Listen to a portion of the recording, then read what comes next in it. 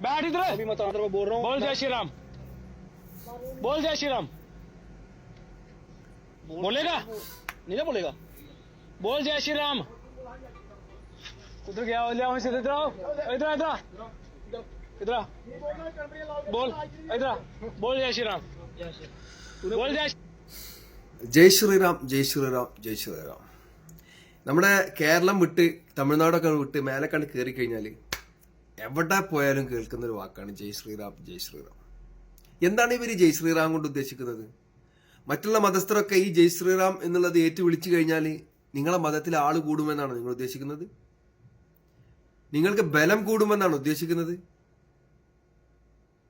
നിങ്ങൾ എവിടെയെങ്കിലും ഇന്ത്യയിൽ നിങ്ങൾ വേറെ ഏതെങ്കിലും സ്ഥലത്ത് കേട്ടിട്ടുണ്ടോ അല്ലാഹു അക്ബർ, അല്ലാഹു അക്ബർ, അല്ലെങ്കിൽ നിങ്ങൾ യേശു യേശു എന്ന് വിളിക്കണം എന്ന് എവിടെയെങ്കിലും നിങ്ങൾ കേട്ടിക്കണോ? ക്രിസ്ത്യാനികളോ മുസ്ലിങ്ങളോ നിങ്ങളെ കൊണ്ട് വിളിപ്പിച്ചിട്ടുണ്ടോ? ആരെ കൊണ്ടെങ്കിലും വിളിപ്പിച്ചിട്ടുണ്ടോ? പിന്നെ എന്തിനാണ് നിങ്ങൾ ഈ ജയ് ശ്രീറാം വിളിപ്പിക്കുന്നത്? അത് വിളിക്കുന്നത് കൊണ്ട് എന്താണ് നിങ്ങൾ ഉദ്ദേശിക്കുന്നത്? അല്ലെങ്കിൽ നിങ്ങൾക്ക് എന്താണ് നേട്ടം? ജയ് ശ്രീറാം.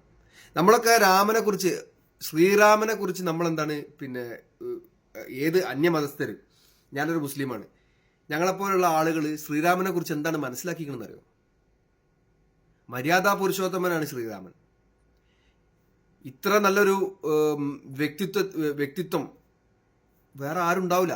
അത്ര കണ്ട് നല്ലൊരു വ്യക്തിയാണ് ഈ ശ്രീരാമൻ എന്ന് പറയുന്ന വ്യക്തി, ആ ദൈവം. അതുപോലെ പിന്നെ യേശുവിനെ കുറിച്ച് നമ്മൾ എന്താ മനസ്സിലാക്കുന്നത്? യേശു ഞങ്ങളുടെ പിന്നെ അള്ളാഹുവിൻ്റെ ദൂതനായിട്ടാണ് യേശുവിനെ കാണുന്നത്, ഈസാ നബി.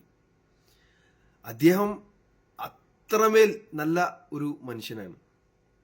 അങ്ങനെ ഓരോ മതങ്ങളും നമ്മളെ പഠിപ്പിക്കുന്നത് നല്ല മനുഷ്യനാകൂ, മറ്റുള്ളവരെ സ്നേഹിക്കൂ, അയൽവാസിയെ പിന്നെ സ്നേഹിക്കൂ, പിന്നെ അയൽവാസി പട്ടിണി കിടക്കുന്നുണ്ടെങ്കിൽ അവൻ ഞങ്ങളിൽപ്പെട്ടവനല്ല, നമ്മളിൽപ്പെട്ടവനല്ല. അങ്ങനെ കണ്ട് ഓരോന്നും എല്ലാ മതങ്ങളും നമ്മളെ പഠിപ്പിക്കുന്നത് സ്നേഹിക്കാൻ വേണ്ടിയിട്ടാണ്. പിന്നെ എന്തിനാണ് ഈ വിദ്വേഷം? നിങ്ങൾ ആരെ കാണിക്കാനാണ് ഈ ജയ് ശ്രീറാം വിളിപ്പിക്കുന്നത്? എന്ത് നേട്ടാണ് നിങ്ങൾക്ക്? 4 ഓട്ടോ പാവപ്പെട്ട ആളുകളെ പിടിച്ചു നിർത്തിയിട്ട് ജയ് ശ്രീറാം വിളിക്കും.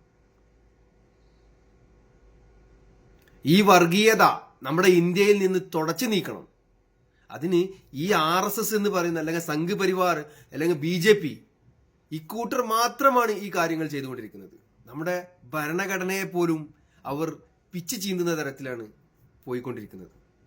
നിങ്ങൾ മനസ്സിലാക്കേണ്ടത്, ഓരോരുത്തരും മനസ്സിലാക്കേണ്ടത്, ഇപ്പൊ കഴിഞ്ഞ ദിവസം ഒരു ഒരു ക്രിസ്ത്യൻ അച്ഛന്റെ തോളിൽ കൈയിട്ടിക്കൊണ്ട് ജയ് ശ്രീറാം വിളിച്ച ഒരു വീഡിയോ നമ്മൾ കണ്ട്.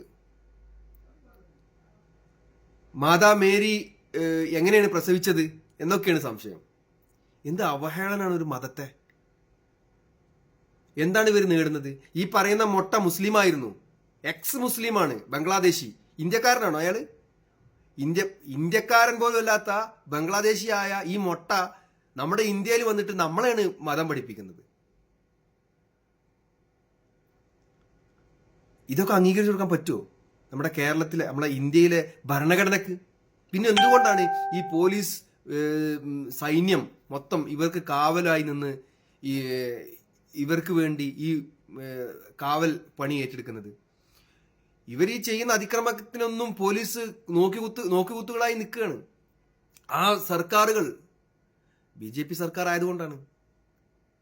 അതുകൊണ്ട് ഇത്തരത്തിലുള്ള വർഗീയ പാർട്ടികളെ ഇന്ത്യയിൽ നിന്ന് തുടച്ചു നീക്കണമെങ്കിൽ അതിനൊരു ബദൽ സംവിധാനം വരിക തന്നെ വേണം. നിങ്ങൾ എവിടെയെങ്കിലും നമ്മുടെ കോൺഗ്രസ് ആണല്ലോ ഇന്ത്യയിലെ പ്രതിപക്ഷം, എവിടെയെങ്കിലും കണ്ടോ കോൺഗ്രസിന്റെ ഒരു പ്രതിഷേധം? എന്തേ കോൺഗ്രസിന്റെ നാവ് എവിടെ പോയി? നമ്മുടെ പിന്നെ പ്രതിപക്ഷ നേതാവൊക്കെ നിങ്ങൾ എവിടെയെങ്കിലും കണ്ടോ ശക്തമായ പ്രതിഷേധം? എവിടെയും കാണാൻ പറ്റുന്നില്ല. ഇനി കുറച്ച് കഴിഞ്ഞിട്ട് വരും ഇവരൊക്കെ ഒന്ന് സന്ദർശിക്കാനും. പണ്ട് ബുൾഡോസർ മാന്തിയ വീടുകളുടെ ഒക്കെ അടുത്ത് വന്നിട്ട് കുറെ പിന്നെ വന്നു പോയതാണ്. എന്താണ് ഇവരെ കൊണ്ടൊക്കെ നേട്ടം? നമുക്ക് നല്ലൊരു ബദൽ സംവിധാനമാണ് വേണ്ടത്. അതുകൊണ്ട് നിങ്ങൾ ഓരോരുത്തരും ഇത്ര വർഗീയത പറയുന്നവർക്കെതിരെ ഓരോരുത്തരും എതിർത്ത് തന്നെ നിൽക്കണം. അവർക്കെതിരെ പോരാടുക തന്നെ വേണം. ജയ് ഹിന്ദ്.